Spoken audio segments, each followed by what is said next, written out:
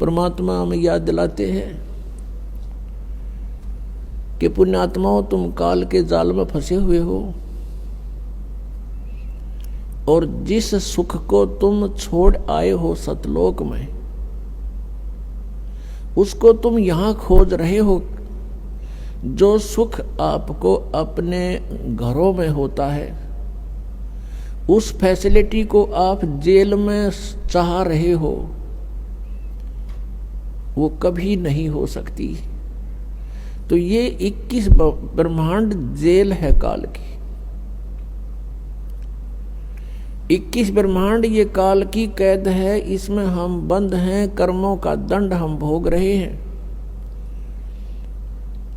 और संस्कारों के बंधन से, रस्से से, बेड़ियों से हमें बांध रखा है और इस जेल में हम सुख ढूंढ रहे हैं। ये हमारी अज्ञानता और भोलापन है। इसके विषय में भगवान बता रहे हैं कि तन धर सुखिया कोई नहीं देखा। हमने, परमात्मा कहते हैं, इसकी 21 ब्रह्मांड में दौरा कर लिया, कोई भी जीव सुखी नहीं पाया हमने। परमात्मा कहते हम ब्रह्मा के पास गए तो वो महादुखी, विष्णु के पास गए उसने भी सैकड़ों चिंताएं अपनी बताई, शंकर जी के पास गए वो भी दुखी।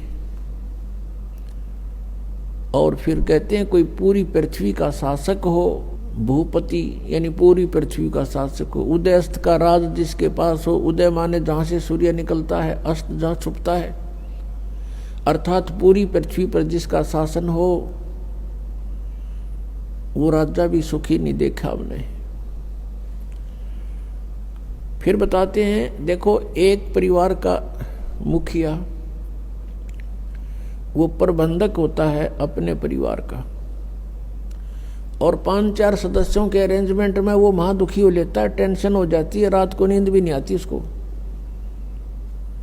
और राजा एक अक्षेत्र का प्रबंधक होता है, मुखिया होता है, तो वो कैसे सुखी हो सकता है? ये तो हमारी एक अज्ञान, हमने सुख के नापण का आधार गलत ले रखा है, जिस कारण से हमने महादुखी आदमी, व्यक्ति सुखी दिखाई देता है। उसके लिए परमात्मा हमें बताना चाहते हैं कि भाई घाटे बाद सब जग दुखिया।